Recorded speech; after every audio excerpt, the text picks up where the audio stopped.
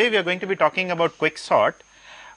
This is the second sorting algorithm we are discussing in this series of lectures. The first one was insertion sort, for which we had argued a worst case running time of order n square. So today the quicksort algorithm we are going to look at is also going to have a worst case running time of order n square, but we will argue that on an average, in expectation, it takes only about n log n time, and it is a quick algorithm. In practice, it is very fast with very small constants. The another property of this algorithm is that it's an in-place sorting algorithm. What's an in-place sorting algorithm? An algorithm is called in-place if you don't require any additional memory to do the sorting, right? So we'll assume that the numbers are given in an array, the n numbers are given in an array. We will not need any additional memory, maybe memory for one or two more variables, but we'll not need any additional memory to do the sorting. So that's called an in-place sorting, and that's typically a good thing to have, because space is at a premium, especially when you're trying to solve a large collection of numbers. So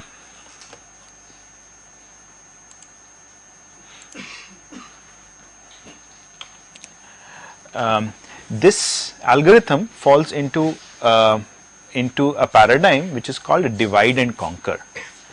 Okay, I'm not going to be saying too much about this at this point, because we are going to be seeing a lot of divide and conquer algorithms in the course, in this course.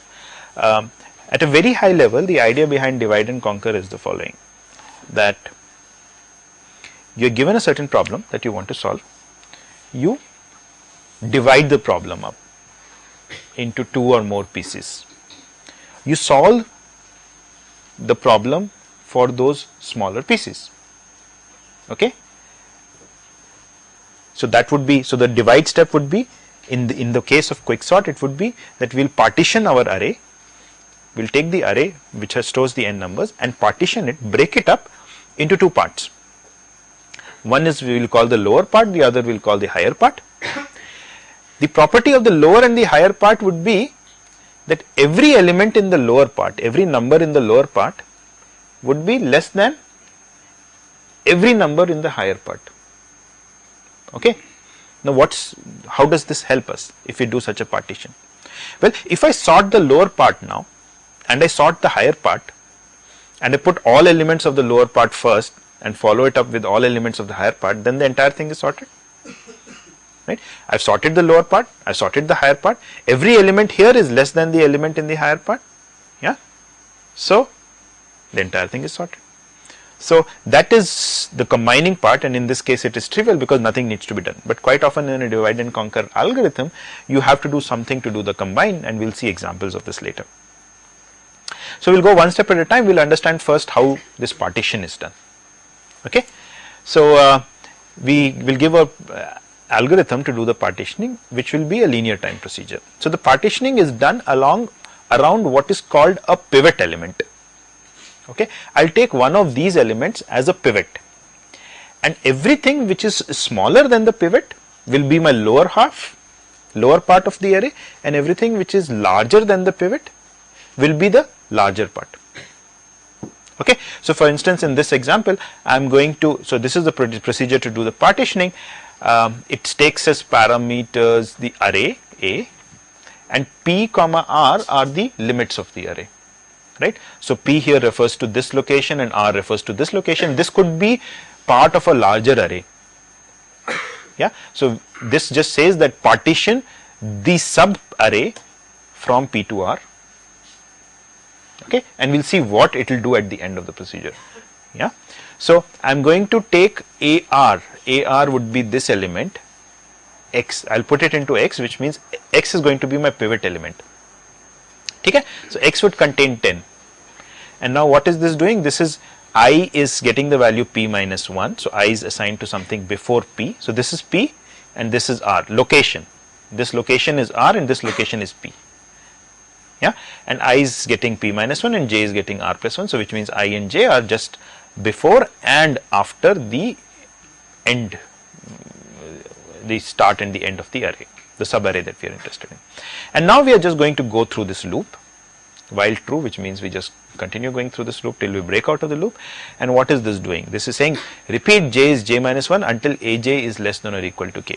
So we are looking at this index and we are saying keep decrementing it till I reach a location which is less than or equal to, what was x? The pivot 10. So keep decrementing it. So I decrement j till I reach a location which has content less than or equal to 10. So I already reached such a location. So I stop decrementing. Okay. Now I go to the next loop where I am incrementing I till I reach a location which is greater than or equal to 10. So I already reached a location which is greater than or equal to 10. Okay. Now what am I going to do? Recall that I want everything in the left part to be less than 10 and everything in the right part to be more than 10. So these are in some sense culprits, right? Because this is more than 10 and it is in the left part, and this is less than or equal to 10 and it's in the right part. So we will like to swap them, and that's what we'll do here. Exchange AI AJ means just swap these contents, right? So I swapped these contents. So in blue I'll denote everything which is part of the left part, and orange would be everything which is part of the right part. So everything in the left part would be less than or equal to 10, which was my pivot element, and everything in the right part, which is the orange part, will be greater than 10, greater than or equal to 10. Yeah, good. And now we'll continue this. So recall I is here at this point and j is here. So once again I'm going to keep decrementing j till I find an element which is, what do I have to find? An element which is smaller than 10. So I found one already, and I keep incrementing I till I find an element which is larger than 10. So that actually I'll find right here, and once again I'll swap these things. Yeah, so I swapped them and I continue with j. So j will keep moving till I find something which is smaller than 10. So actually I found immediately one which is smaller than 10 at this location, and it will keep moving till I find an element which is larger than 10. So this is not larger, so actually I will end up till this location 19, and I will once again swap 8 and 19. Yeah, I swap 8 and 19 and I get this. This is already smaller, so this is also marked blue. This. So now j would continue decrementing till I find something which is smaller than 10. J is searching for something which is smaller than 10. So it will come here.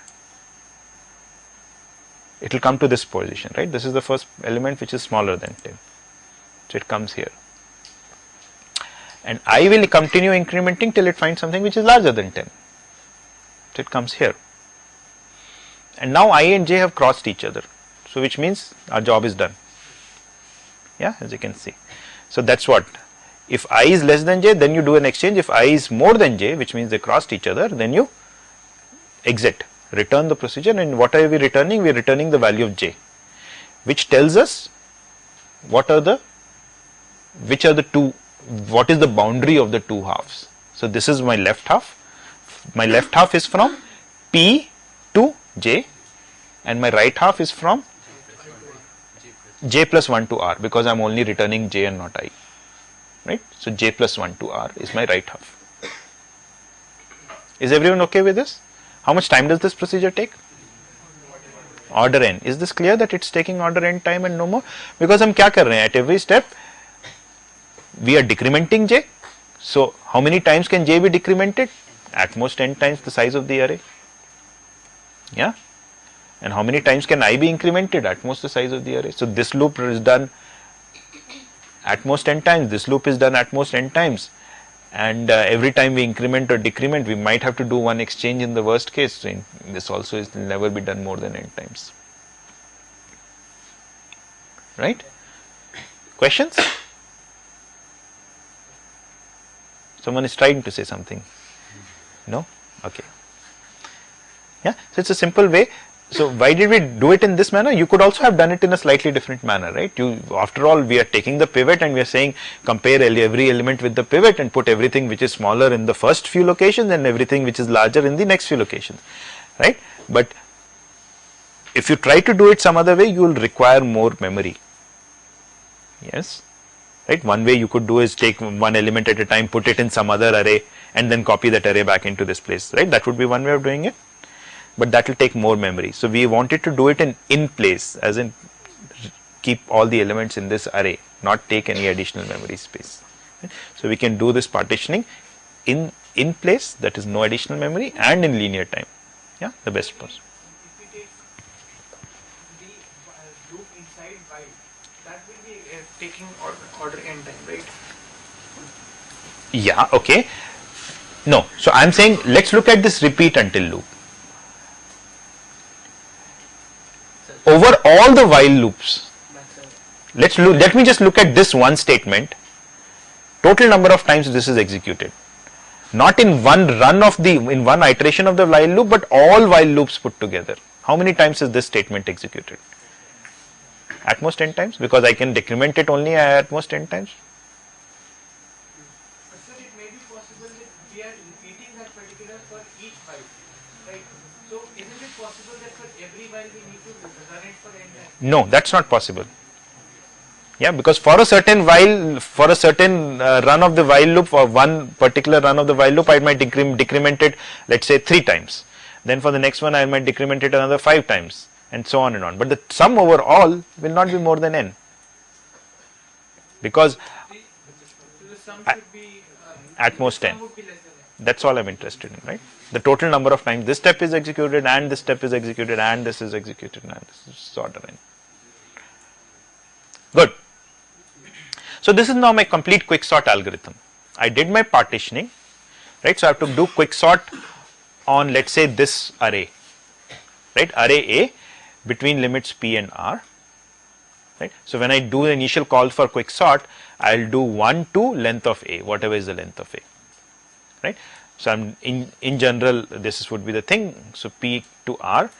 Now I need to do it only if p is less than r. If p equals r, then there's nothing to be done, or if p is more than r, then again it doesn't make any sense. So if p is less than r, then I do something. What do?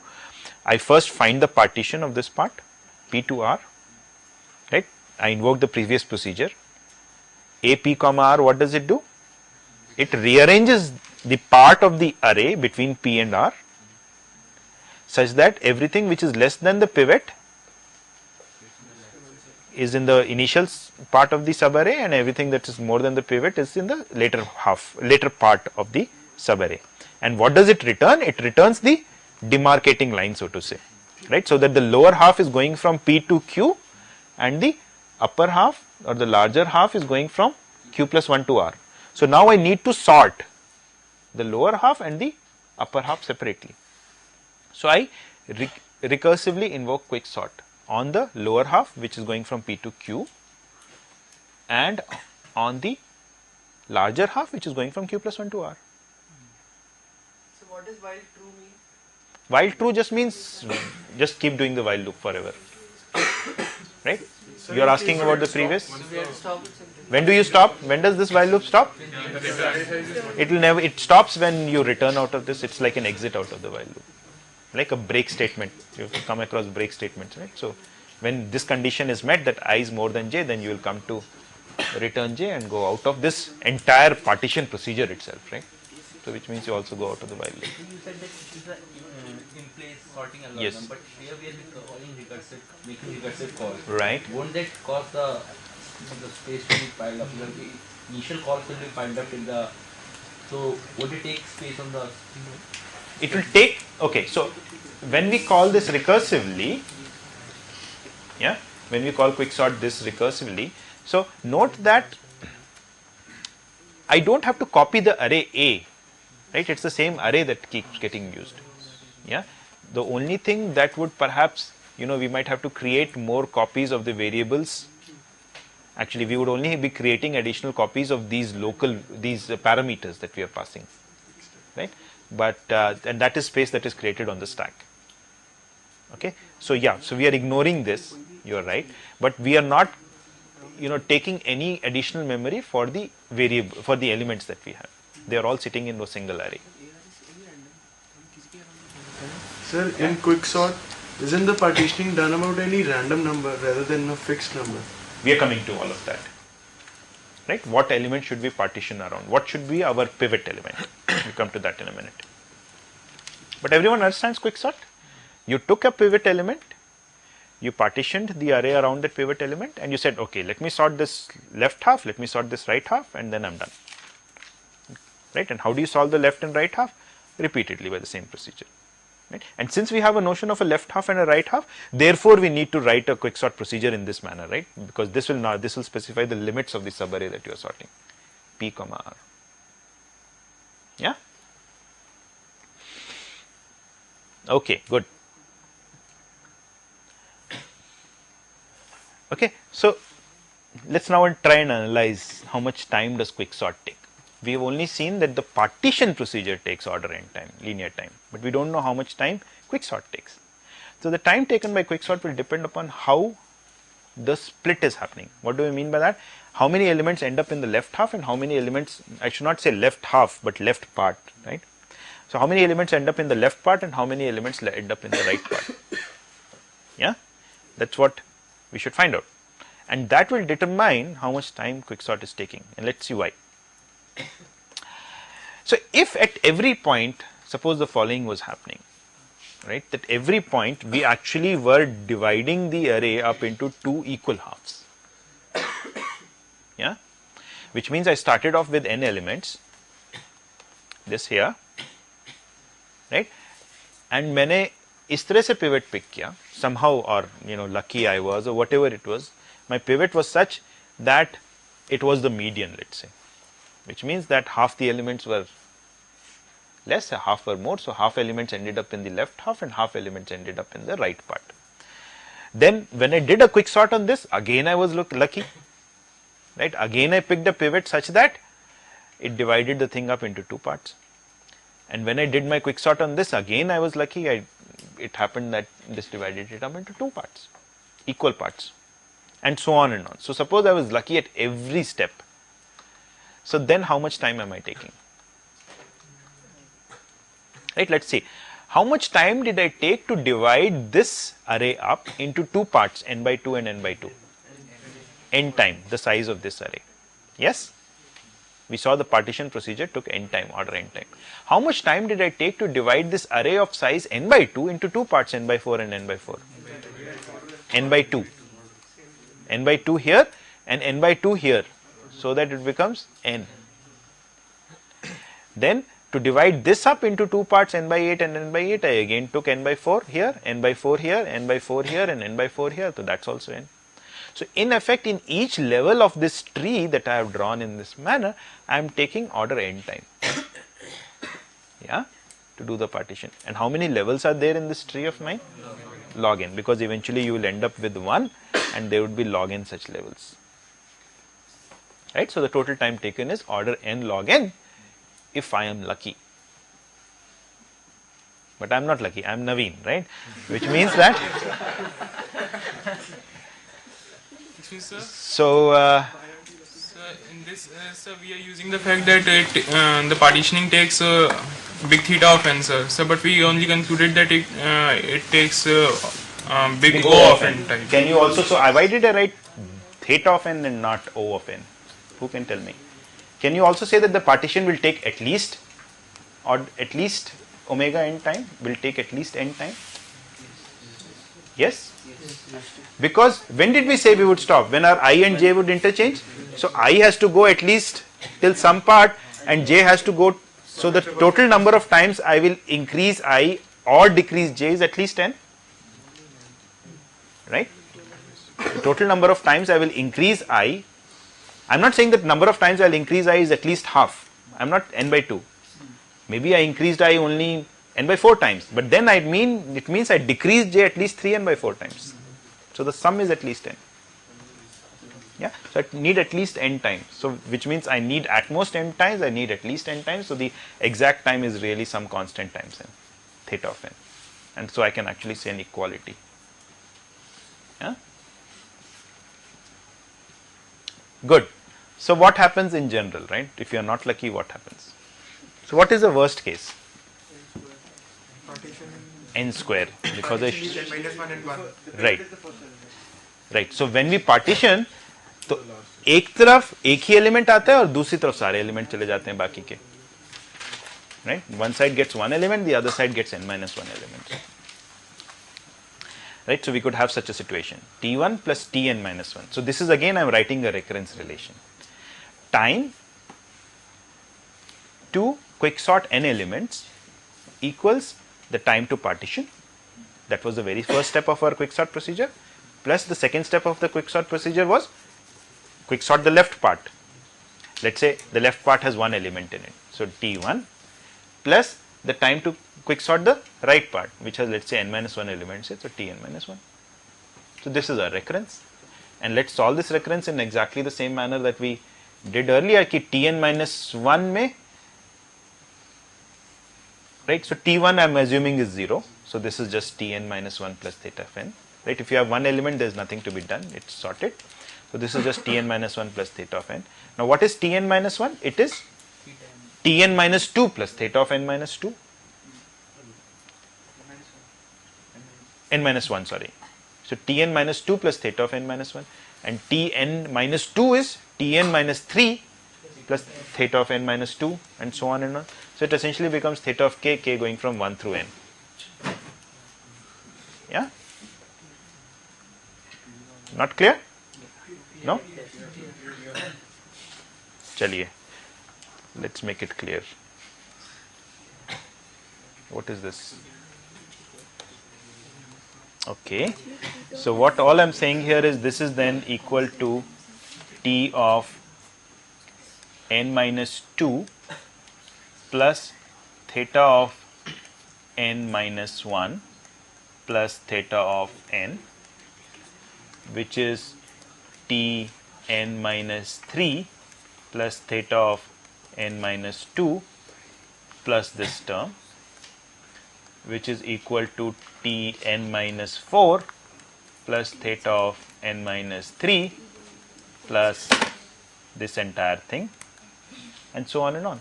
So that's all you'll get, right? So this is what you get, which is basically theta of n squared. Yeah, n squared. K going from 1 through n, sum of k is just n squared, and so you get theta of n squared. Right? If this theta is bothering you, just replace it by c, some constant times n. Okay? Is this clear to everyone? So this would be the worst case, right?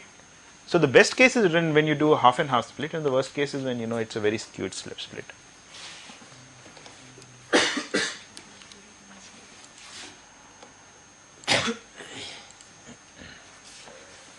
So this is what the worst case looks like pictorially. N divided into 1 in n minus 1, n minus 1 divided into 1 in n minus 2, n minus 2 divided into 1 into n minus 3, and so on and on. And what will be the height of this tree now? N. Right? And each step, this you are taking time n, again you are taking time n, n minus 1, n minus 2, and so on, all the way down to 1. So that makes it n squared. Right? So when does the worst case appear? So suppose we were doing the following scheme, right? We were saying, let me take the last element as the pivot always. That's what we did to begin with. Let me take the last element as the pivot, right? So if my input is sorted already, let's say in increasing order, and I took the last element as a pivot. So what? How many elements will be in my lower half, lower part? N minus 1 elements in my lower part, and only one element in the upper part, because there is no element larger than the last element, right? And then once again to sort the lower part, I took the last element as the pivot. So once again it will get divided in this manner, right? So the worst case would happen when the input is already sorted in ascending order or in descending order. Even in descending order you will take n square time. Yes or no? Because when it is in descending order, you took the last element as a pivot, it's the smallest element. So अब आपका जो left half हो इसमें there will be one element, and right half will have all the n minus 1 elements in it. Yeah, and you'll keep doing this, and this is what will happen. Right? Similar kind of a thing happened in insertion sort, if you remember. Insertion sort mein we said the worst case would happen when it is in descending order, right? Because if you recall in insertion sort, we were taking an element and figuring out the best place to put that element, and we would go from the end to find the best place. So if it is sorted in decreasing order, then the best place is always the front of the array. So you will have to go all the way to the front of the array at every step, right? And so it's again 1 plus 2 plus 3 plus 4 and so on all the way up to n. So you get the again same n square. But in insertion sort, if the array was sorted in increasing order, then how much time do you take? Then it's the best case, because you don't have to move back anymore, right? It's already, every element is at the right place, so it just takes constant amount of time. Right? So that's a comparison with insertion sort. But here, both in whether it's sorted increasing, sorted decreasing, you might end up with something like an n squared time. Yeah. So worst case seems to occur more often here. Let's continue with this analysis, right? So we saw, agar if the split was half and half at every step, then we are lucky, right? And we get n log n time. Now suppose it was not half and half, but it was 1/10, 9/10. That is 10% of the elements end up on one side and 90% of the elements ended. And suppose this was happening at every stage, right? So you not call this lucky, right? Because it's not half and half, but it's still good, which is what we'll argue now, right? So at the first stage, this is what happens: n by 10 elements on one side and 9n by 10 elements on the other side. How much time did I take to do this partition? N time. Then this n by 10 got divided into 1/10 on one side and 9/10 on the other side. 1/10 means n by 100 on one side, and 9/10 of this is 9n by 100 on the other side. And this 9 by 10n also gets divided into 9n by 10 on one side and 9/10 of this guy, which is 81 by 100 n on this side. How much time did it take to partition this into this and this? N by 10 number of elements, and so for this, so the total time for this is still n. So similarly, the total time for every level will continue to be n, but now how many levels do I have? Let's figure out what the right number. So let's just look at the largest number we have as we go down one level at a time, right? Because the largest number is the one which we want that all the numbers go down to 1. So the largest number is the one which we have to say goes down to a 1, right? So at this root we have n. The largest number at this step will be 9n by 10, because the other number is smaller. Now what will be the largest number at this step now? It will be in the 9/10 of this guy, which will be the largest one. So that will be 81 by 100n. The largest at the next step would be the 9/10 of this guy.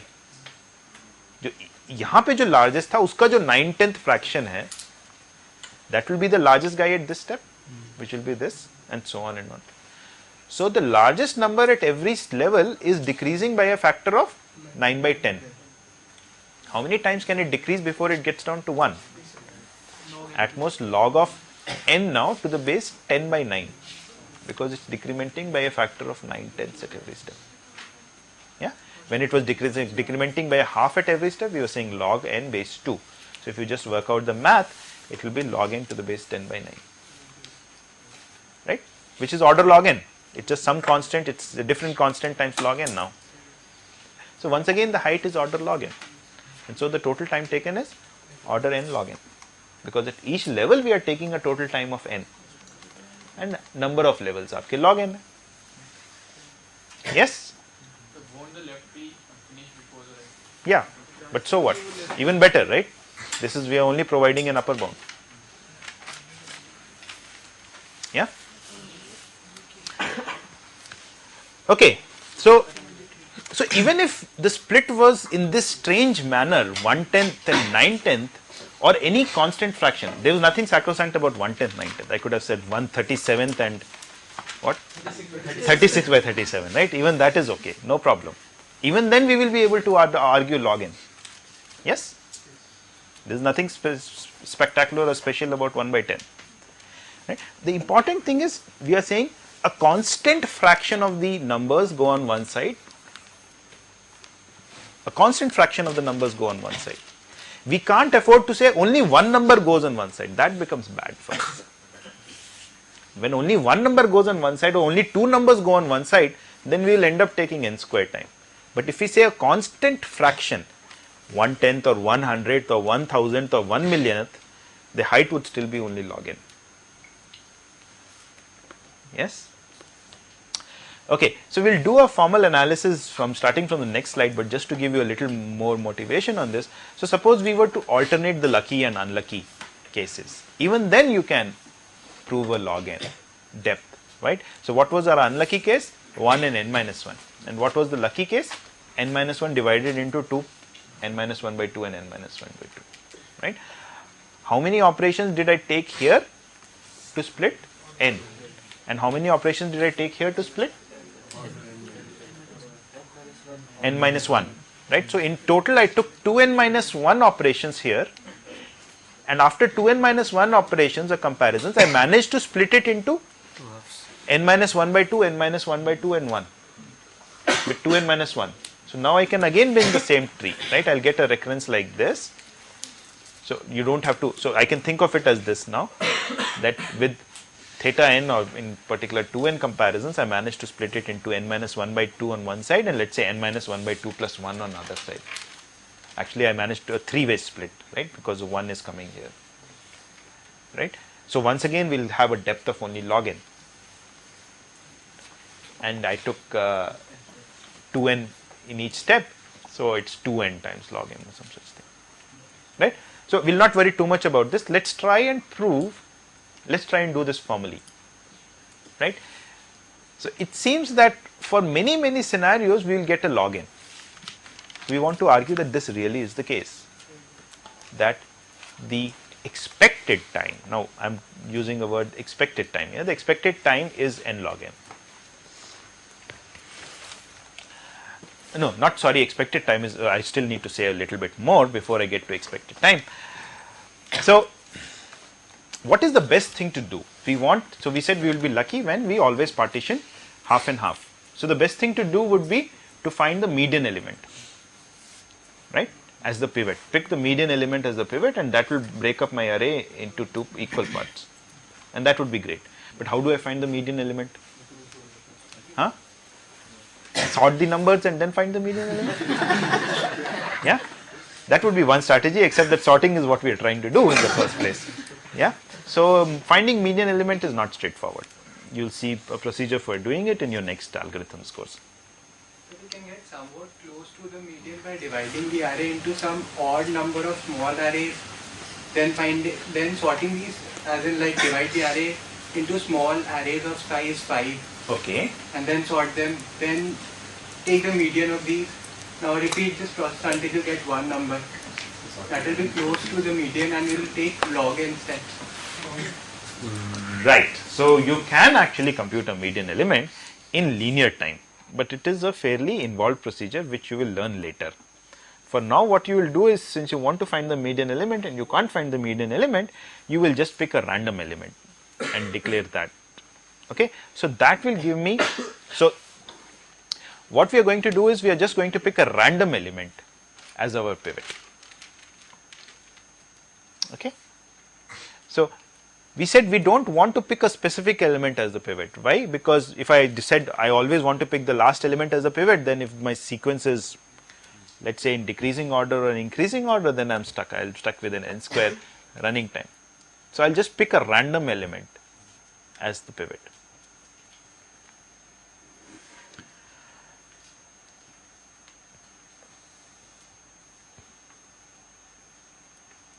Okay.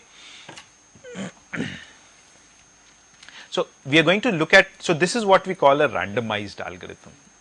What's a randomized algorithm? An algorithm which is basically making some kind of random choices, right? And we'll analyze what this algorithm does. We'll analyze the running time of this algorithm in a minute.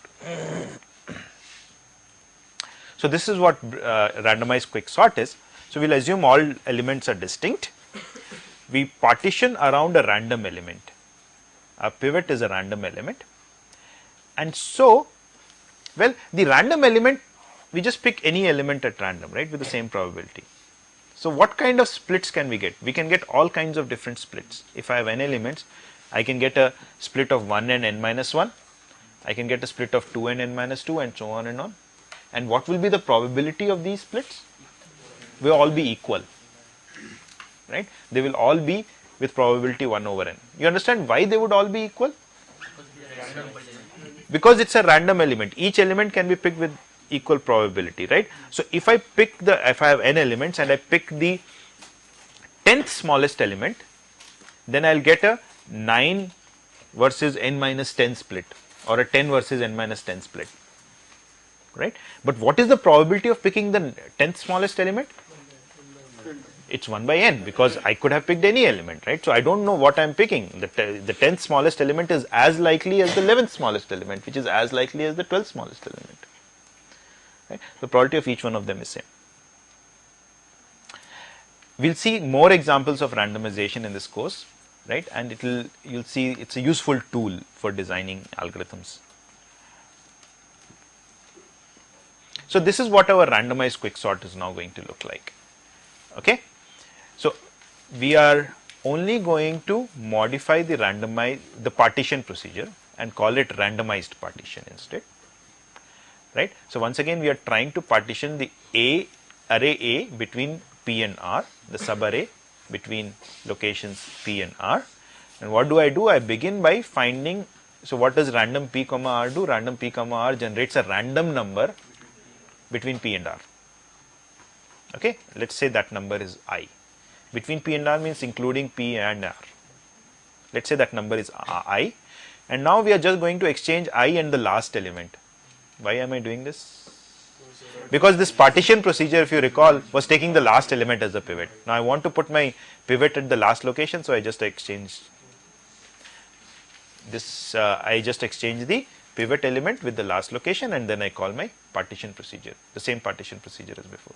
So this becomes my randomized partition procedure. And what does quicksort do now? Randomized quicksort, it just, instead of calling partition, it calls randomized partition. The rest is the same.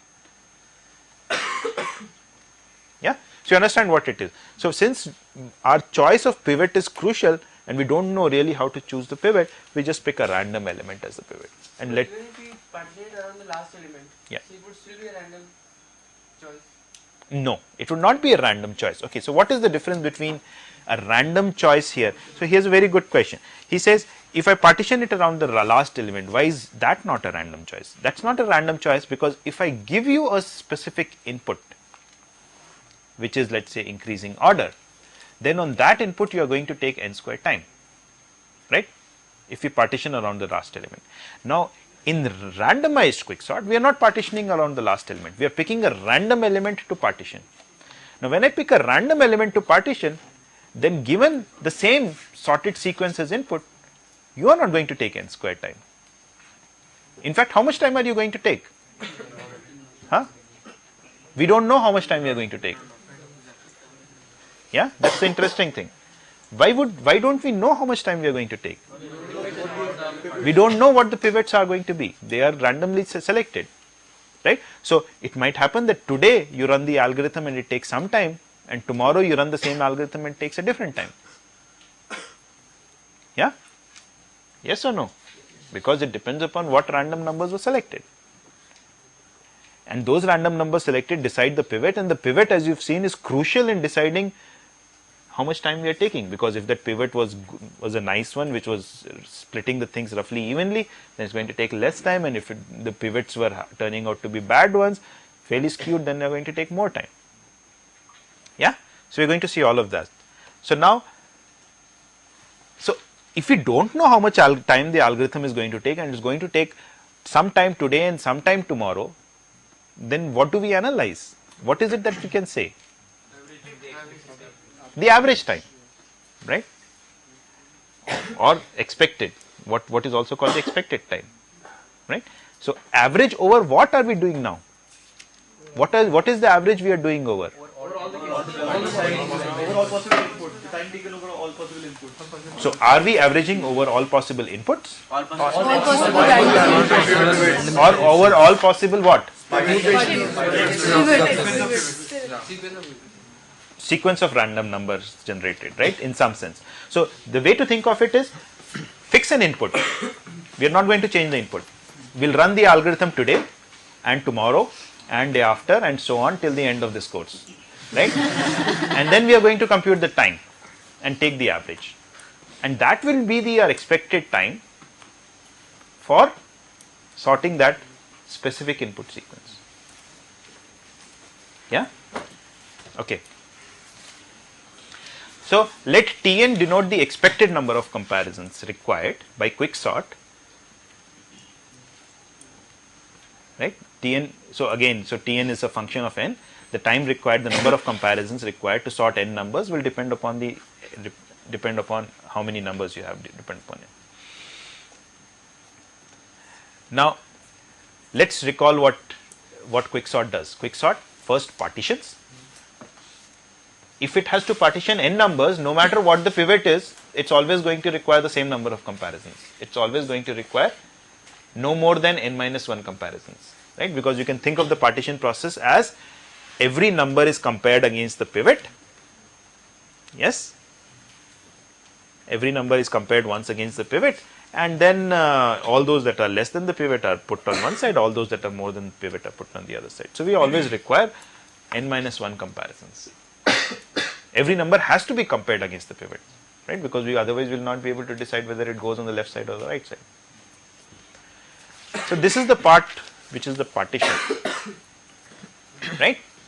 Now, depending upon what the pivot was, if the pivot was the ith smallest element, yes, if the pivot was the ith smallest element, then on one side how many elements am I going to get? I minus 1. Let's say I get I minus 1 on one side and n minus I on the other side, and the ith element is already, let's say I leave it at the right place. Okay. So now I have to quicksort those I minus 1 elements, I have to quicksort those n minus I elements. How much expected time am I taking to quicksort those I minus 1 elements? T of I minus 1, this is the expected time I take to quicksort these, and this is the expected time I take to quicksort the n minus n elements. So I will take this much amount of time in all, but what is I here? I is the ith, I was the fact that the pivot was the ith smallest element. That happens with the probability of 1 over n. So I am going to take this much time with the probability of 1 over n. Right? I am going to take this much time with the probability of 1 over n. I am going to take time t 7 minus 1 plus t n minus 7 plus n minus 1 with the probability of 1 over n. I am going to take time t 13 minus 1 plus t n minus 13 plus n minus 1 again with the probability of 1 over n, and so on and on. Right? So the expected time taken is basically then this sum, right?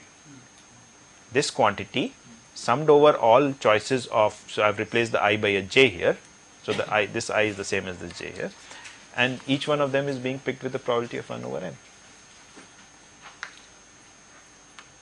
Right? This is how you compute expectation. Expectation. So for instance, just to give you an example, those who are forgetting your expectations, I roll a dice.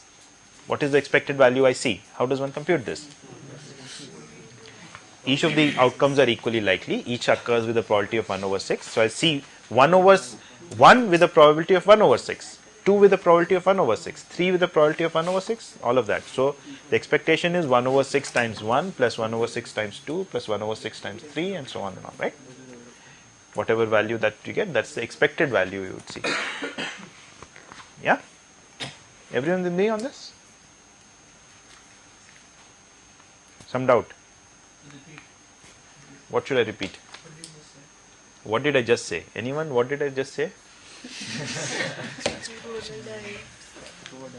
Throw a dice. Right? Throw a dice. So what are the possible values you get? 1, 2, 3, 4, 5, 6. Each appears, it's an unloaded dice, so each appears with the same probability. Yeah? Okay. Now what is the expected value? What is the expected value? So expectation is defined as, so what is the random variable? The random variable is the number that comes. So the random variable is the number on the dice.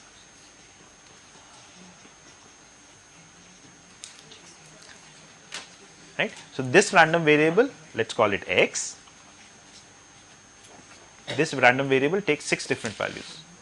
Each value it takes with the probability of 1 over 6. Yeah? Probability x equals I equals 1 by 6, I between 1 and 6. Okay. Now what is expectation? Expectation, think of the expectation as just the following. You keep throwing this dice and keep recording the outcome. Keep doing this forever. And then just take the average. Yeah? Okay. So, how many, suppose you threw this dice 1 billion times, right? Now, how many times are you going to see a 1? 1 billion by 6 times, right? This is what probability means, the probability that it is 1 by 6, right? That if you do the experiment sufficiently many times, then this fraction of the times you are going to see this particular outcome. Itne times you see a 1, so itne times your outcome was a 1. If I am looking at the sum of the outcomes, this will be one sum. How many times do you see a 2? How many times do you see a 3? And so on, right? So let me just complete this.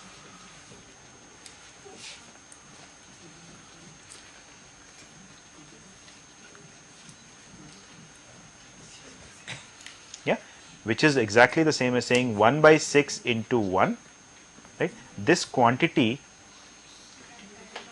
here, what is this quantity? This is just the probability of the event that xi equals 1. Yeah. So, this is 1 by 6, or I could even have written it as probability, the random variable takes the value 1 times this 1, which is the value of the random variable, plus probability 10 by 9 by 6 is the probability that it takes the random variable. 10 by 9 by 6 by 10 by 9 is just the probability that it takes the value 2. So, probability x equals 2 into 2 and so on and on.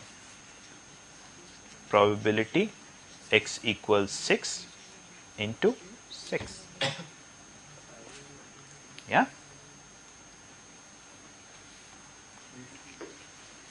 So, that is what expectation is. So, one way of thinking of expectation is that if a certain random variable is taking a set of discrete values, then you just compute the value of the probability with which it takes the value times the value summed over all the possible choices is the expectation of the random variable.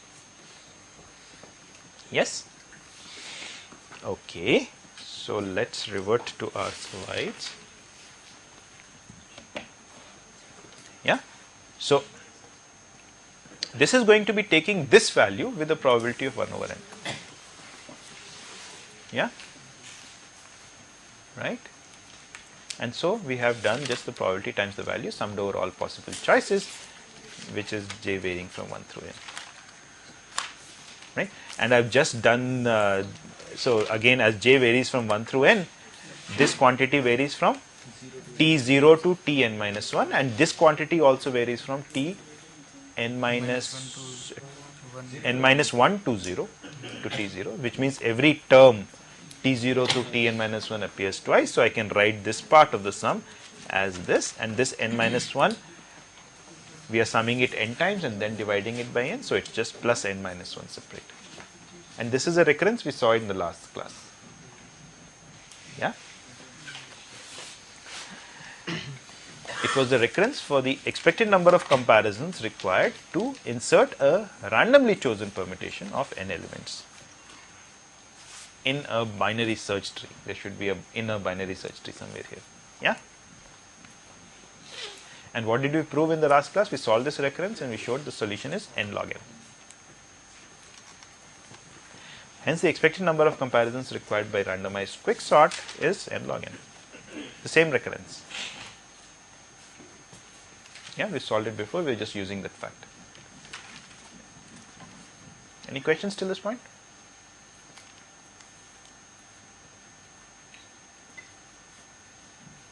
Yeah, so this is the analysis which we did, and good. So, this is the expected number of comparisons required by quicksort. So, let us quickly summarize what is the time taken by quicksort. Worst case time we said was n square, best case time was n log n. We didn't prove it formally why it should be n log n and why it can't be less, but intuitively you can understand that the best thing happens when the two are roughly equal, right? And then we argued that it will take n log n, right? And the expected is once again n log n.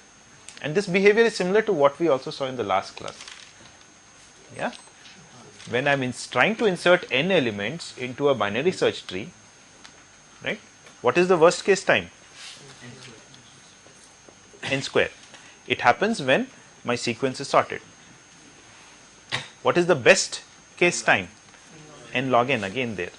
And that was, if the first element I was inserting was roughly the median, and the second element I was inserting was n by 4, right, and so on and on. And the expected time was n log n. Okay, this is a crucial difference between what we are doing today and what we did in the last class. Okay. Okay, so this is something I've already said, but let's just recap. What we have done today is that the running time of quicksort depends upon the numbers that are getting generated, right? If the same random numbers were generated, right, then the running time would be the same for a given input.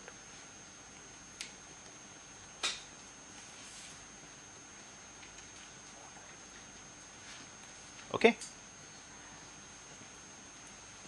So the same thing I said, I fix an input, the running time could be some value today, it could be some value tomorrow, because the random numbers generated could be different.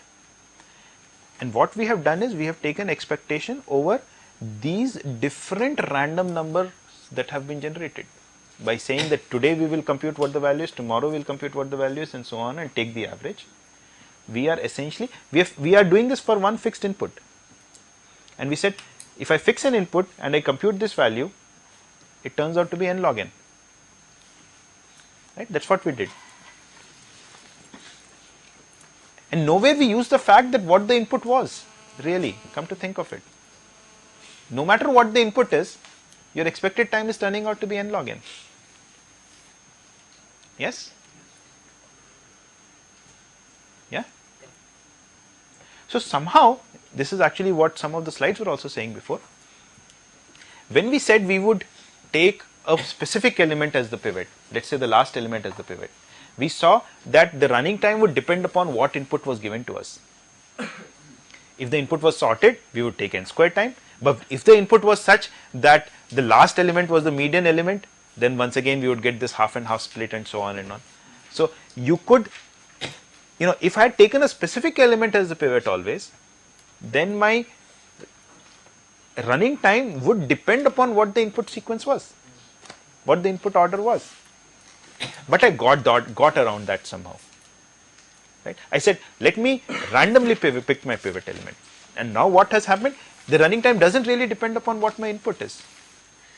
It depends upon what the random number choice is, which in expectation will give me a running time of only n log n. What specific advantage does it provide? Because whatever we are doing, we are not bothered. When we are making an algorithm, we are not bothered about what inputs are going to be, and all that we don't know what inputs are there to be. So how does this make things better? We don't take any fixed element as a pivot. The input does not, the algorithm time is independent of the input. The algorithm time is independent upon the input. How does no? So what we are trying to say here is that when we say it's independent upon the input, we are saying that no matter what input the adversary gives us, right? You are trying to maybe beat my algorithm. You want my algorithm to take as much time as possible. So the point here is that you cannot come up with any such sequence. Right? No matter what sequence you come up, what sequence of numbers you come up, my algorithm will take a time which in expectation is n log n, which quite often will turn out to be n log n. But in practice, what we are going to do, we are making an algorithm to work somewhere. Yeah. So there nobody is going to beat our algorithm.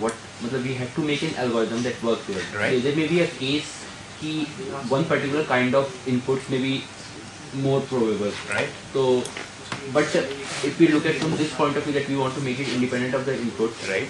then this kind we are making it random. So it may turn out to that if for that kind of input. Right. So if we knew what kind of inputs we were getting, then perhaps it makes sense to design the algorithm for those kind of inputs. Right. But this is not what we are doing here, because we are not designing the algorithm for a specific input sequence or specific kinds of input. We are saying we want to be able to consider all possible inputs, and in doing that we want an algorithm which really does not depend upon what the input is. Its behavior is independent of that. Okay. Now what did we do in the last class for binary search tree? And I want to make this difference very clear, and this is the last slide, so just listen carefully on this one. For the binary search tree, we were doing an average over what? So we said take a particular input sequence and it is going to take a specific amount of time. Whether you run it today or you run it tomorrow, it's going to take the same amount of time. That was not a randomized algorithm. It was a very specific algorithm. There were no random choices being made. It would take the same amount of time no matter when you run it. But if I took a different input sequence, it would take a different amount of time. And if I took a third input sequence, it would take a third different amount of time, and so on and on. And there what we were doing was, we said, let's take the average over all input sequences, over all possible n factorial different permutations. Right? We took the average over all of them, and then we got n log n. Right? You understand the difference? The recurrence is the same, but there is a vast difference between these two things that we've done. One was what we call an average case analysis. Right? We looked at all possible inputs that can be there of numbers 1 through n. There are n factorial different permutations, so there are n factorial different inputs possible. We looked at all of them. We computed the time taken by the algorithm for each one of those inputs and took the average. Right? Today, on the other hand, ours was a randomized algorithm. Our algorithm was taking different times depending upon what the random numbers were. And today we were taking the average over the random numbers that were getting generated and not over the inputs. The input was fixed. Okay? So with that, I am going to end today's lecture. So we saw quicksort, and we did analyze the expected time analysis for randomized quicksort.